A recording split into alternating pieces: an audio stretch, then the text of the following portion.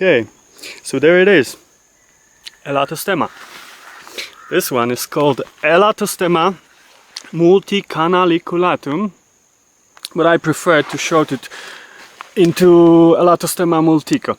As you can see, it have a very thick stem, so the stem is very nice for pickle. I'm just guessing because I never tried it. So, but the main thing is the leaves. The leaves are pretty juicy and they have lovely root beer like aroma. So you can eat them fresh or you can boil them in many ways. Elatostema is a very underutilized vegetable. Even in most of tropical countries where it comes from, which is southeast of Asia, Australia, New Zealand, Japan also, even Nepal. In most of those countries, it is actually not used as a vegetable. Most of people don't. Oh, I have a leech here. Yeah, those leeches, they don't live in water. They just live on those plants. So I need to be careful. I need to remove the from my legs later. So let's just continue with the video. So Elatostema, as you can see, loves places like that, which are quite shady and moist. And of course, it's a tropical plant. It's also growing in semi-tropical areas in Nepal or New Zealand, but mostly in tropical lands of Southeast Asia. So it is a very common plant in mossy forests of Philippines, Indonesia, Malaysia, and Thailand, parts of India. So in some of those regions it is used as a vegetable. It is commonly used in Nepal. Sometimes they sell it even in bundles, like whole stems. So you can, as I said already, you can eat whole stems. Especially this variety have quite juicy stems. So yeah, usually they just use the whole stems with leaves and chop them and add them to soups. They eat it also in Japan, and sometimes it's sold on the markets. But although in some parts of Indonesia and Malaysia it is used as a vegetable and medicinal plant also, it is mostly unknown and underutilized. So yeah, I hope it's gonna change, because this one definitely deserves much more fame as a vegetable, in my opinion. It is really lovely. Its texture, it's juicy, a bit crispy, and the aroma, I just love it. I just love it. You might not agree with me, but this is quite like a root beer aroma, and I found it really delicious. So yeah, here you can see some more of it. Look, they have those flowers here.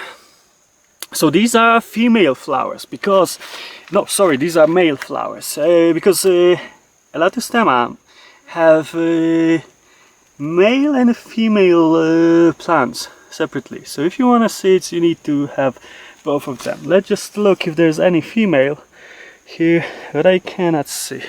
See, it's all male ones. So they're opening like that. This tiny. Oh, it's not focusing well. So anyway, I will go further to show you some more of those lovely Elatostema plants. Here's some more. Here we see quite a lot of Elatostema. As you can see, Elatostema usually grows in kind of colonies. Its stems are first growing upright, and then as they are bending down, they touch the ground, and as they touch the ground, they quite immediately are put in roots, and those old stems becoming kind of rhizomes, and the new stems are growing straight upright from them until they itself will reach some height and some weight and then bend and touch the soil, and that's how it repeats itself. So it's spreading actually easier this way than from seeds. And therefore it is very easy to propagate, because you can just use the cuttings, you can just use the whole piece of stems with roots ready. So it's very easy to propagate. That's adding to its usefulness as a lovely vegetable. And yet again, this is so underutilized.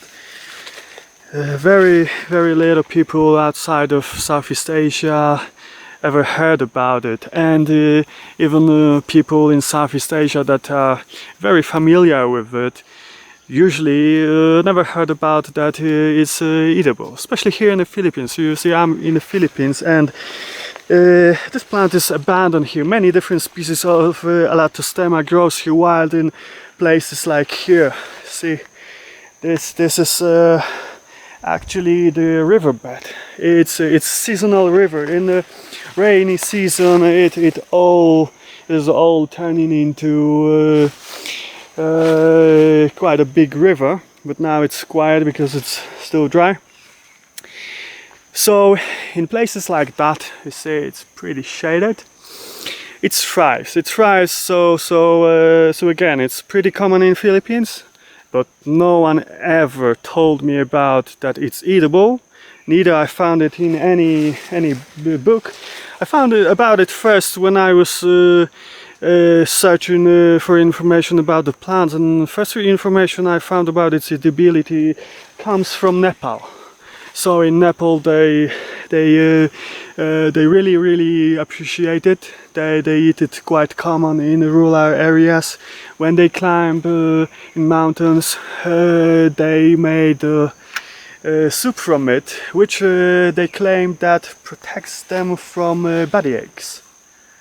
So it's and think about Elatostemas. Every species of Elatostema is rich in mucilage. So it's not only very nutritious, but also mucilage always protects you or help you to heal your stomach ulcers. So it's very good for it. Also has some other health benefits. I think it's in Malaysia that they are using it for diarrhea, and well, you can see all the details of medicinal uses of Elatostema species on my blog. In article I will find the link. I will put it below this video. So yeah, I hope you will be able, wherever you live, even if you are in Europe, it might be very hard for you to get. But if you ever be able to get it, I really advise you to get whatever species of Elatostema it is. Most of Elatostema species are eatable, and I would even risk to try any of it, but no, don't take it for granted, you know. But from the species that I've tested myself, most of it are really nice, have very nice taste, this root beer-like aroma. They are a bit crispy, quite juicy, mucilaginous, yeah, just very nice, nutritious vegetable. So I really recommend it for you to try. And yes, again, especially if you are living in Southeast Asia, and you can just go to forests like this one and just gather it, you know, and start to cultivate.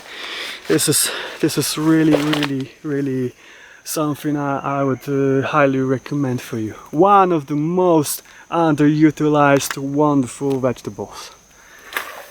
And I'm pretty sure that as more research will be done on its medicinal potential, there will be some really interesting facts to be revealed. At the moment, the research is very scarce. Yet again, you will find all the links in my article. So, alright, let's move on. So that's how it grows, basically. See? Nice leaves, nice and juicy.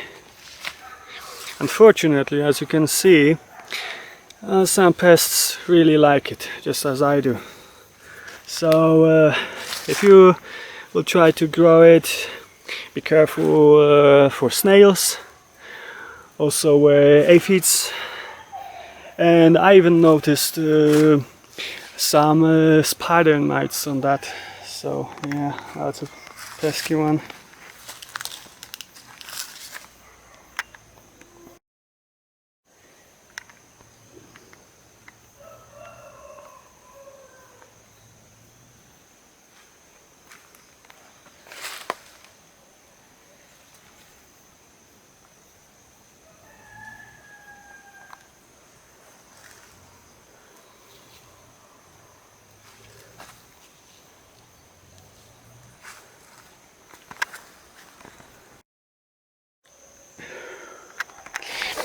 So this is the standard size of a leaf for this variety, I would say.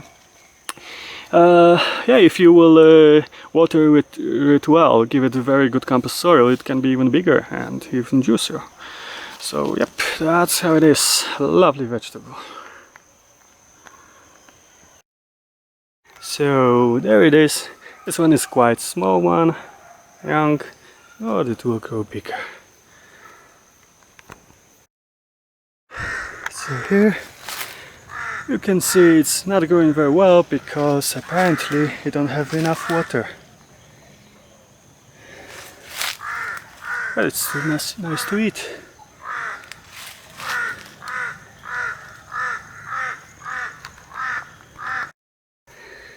So yummy, yummy, yummy.